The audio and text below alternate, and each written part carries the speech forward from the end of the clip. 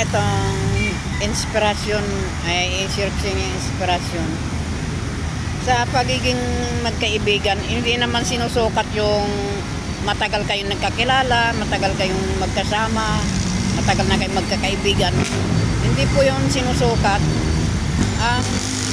Hindi po yun sinusukat sa tagal.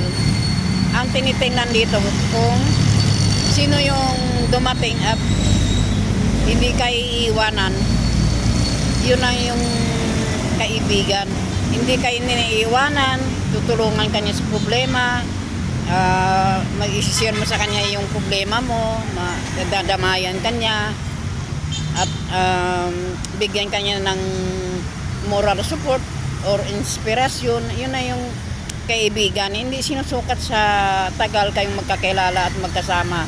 Ang isang kaibigan po ay dumadamay sa lahat ng oras. Thank you for watching. Bye-bye.